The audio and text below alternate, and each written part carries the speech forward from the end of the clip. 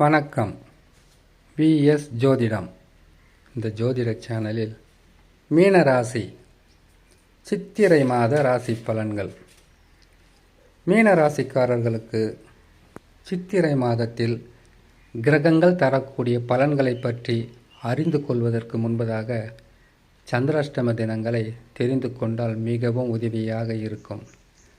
சந்திரன் 8ஆம் இடத்தில் சஞ்சாரம் செய்யக்கூடிய நாட்கள் சந்திராஷ்டம நாட்கள். இந்த சந்திராஷ்டம நாட்களில் புதிதாக தொழில் தொடங்கக்கூடாது, புதிதாக வியாபாரங்களை தொடங்கக்கூடாது. யாரிடமாவது பணம் கொடுக்கல் அல்லது பெறுவது முற்றிலும் தவிர்க்க வேண்டிய ஒரு நாள்.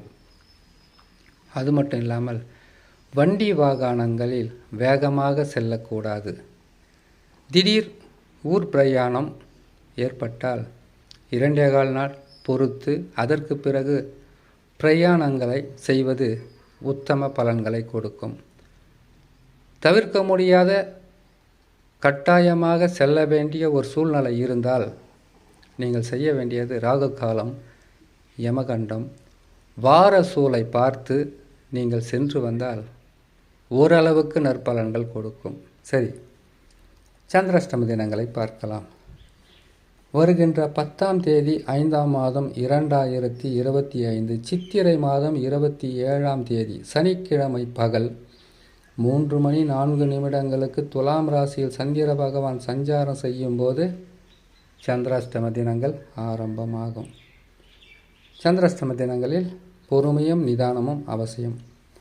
சந்திராஷ்டம தினங்களிலிருந்து விடுபடக்கூடிய நாட்களாக வருகின்ற 12ஆம் தேதி 5ஆம் மாதம் 2025 சித்திரை மாதம் 29ஆம் தேதி திங்கட்கிழமை இரவு 2:46 விருச்சக ராசியில் சந்திர பகவான் சஞ்சாரம் செய்யும் போது சந்திராஷ்டம தினங்களிலிருந்து விடுபடக்கூடிய நாட்களாக இருக்கும். இம்மாதத்தில் கிரகங்கள் தரக்கூடிய பலன்களை பார்க்கலாம். மீனராசியான உங்களுக்கு ஜென்ம ராசியில் சுக்கிர பகவான் உச்சம் பெற்று அமருகிறார். கடந்த சில மாதங்களாக பல வகையான கஷ்டங்களை அனுபவித்து வந்த மீனராசிக்காரர்களுக்கு சித்திரை மாதம் நற்பலன்களை சற்று அதிகமாகவே தரும். அது மட்டும் இல்லாமல் தொடர் தோல்வி, வருமான குறைவு, நிம்மதி குறைவு, அலைச்சல், குடும்பத்தில் பிரச்சனை இதையெல்லாம் சந்தித்து வந்தால் முதலில் வருமானத்தில் இருந்த தடைகள் முற்றிலும் விலக ஆரம்பிக்கும், நற்பலன்கள் கொடுக்க ஆரம்பிக்கும். சனி பகவானை பொறுத்தவரையில் ஜென்ம ராசியில் அமர்ந்திருப்பது அலைச்சலும் மன உளைச்சலும் அதிகரிக்கும். பொறுமையாக செயல்படணும். புதன் பகவான் நீசம் பெற்று அமருவது, சுக்கிர பகவான் உச்சம் பெற்றால் புதன் பகவான் நீசம் பெற்று அமர்ந்திருப்பது பெரிதளவு பாதகத்தை தராது. ராகு பகவான் பெயர்ச்சி பெற்று ராசிக்கு 12இல் செல்வது இதனால் வரையில் ஏற்பட்ட உறவு சிக்கல்கள் விலகும்.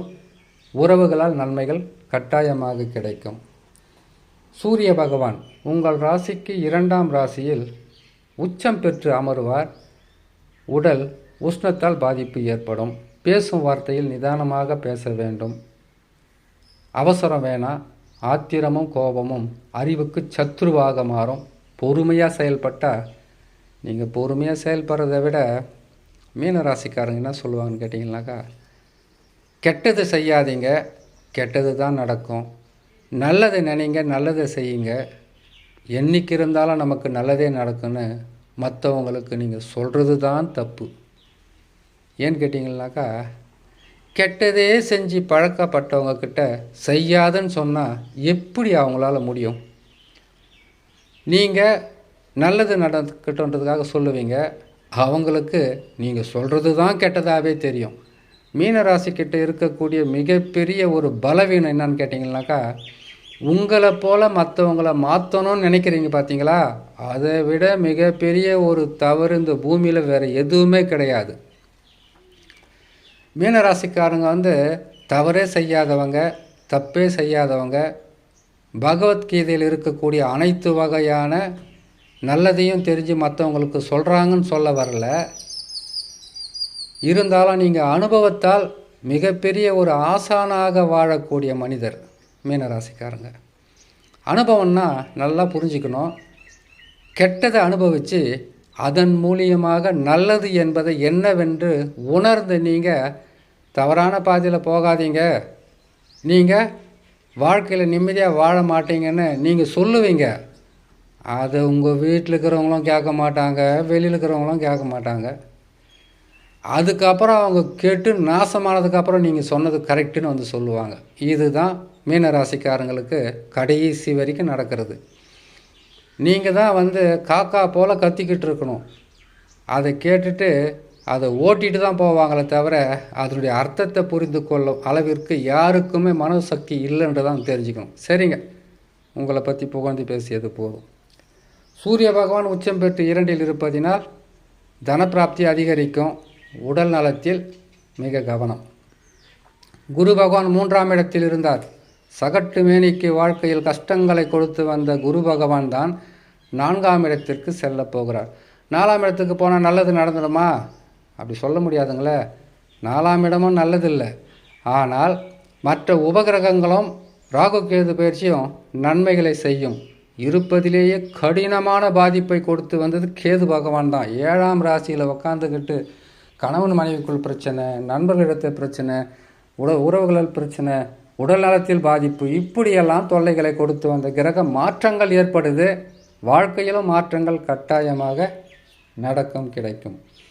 செவ்வாய் பகவான் நீசம் பெற்று 5ஆம் ராசியில் இருக்கிறார். பிள்ளைகளால் மனக்கவலை, பிள்ளைகளால் பணச்செலவு, பிள்ளைகளால் மனம் என்பது ஒரு நிலையில் செயல்படாமல் இவங்க வாழ்க்கையை நினச்சி கவலைப்படக்கூடிய சில காலங்கள் இருக்குது. பொறுமையாக இருங்க. அடுத்தது கேது பகவான். கேது பகவானை பொறுத்தவரையில் ராசிக்கு 6இல் அமர்கிறார். இதனால் வரையும் பயம், பதட்டம், எது செய்தால் எது நடக்குமோ, இன்னும் நடக்குமோ என்ற பயத்திலிருந்து விடுபடலாம்.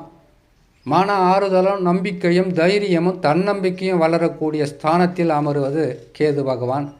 இனிமேல் வெற்றிகள் என்பது உங்களை தேடி வரும். ஆனால் பதட்டமும் பயமும் இல்லாமல் பொறுமையாக செயல்படுங்க, நல்லது நடக்கும். சனி பகவானை பொறுத்த வரையில் உங்களுக்கு விரயச்சனியாக இருந்து ஜென்ம சனியாக மாறியிருக்கிறார். அவரால் உங்களுக்கு நன்மைகள் என்று சொல்ல முடியாது, அது தசாவை வச்சு தான் சொல்லணும். நன்மைகள் என்பது உங்களுக்கு கேது பகவானும் மற்ற உபகிரகங்களால் இம்மாதத்திலிருந்து நற்பலன்கள் சற்று அதிகரிக்க தொடங்கும். பொறுமையாகவும் நிதானமாகவும் இருந்தால் அது மட்டும் இல்லை, பரிகாரமும் செய்யணும். செவ்வாய் பகவான் நீசம் பெற்று இருக்கிறார் இல்லையா?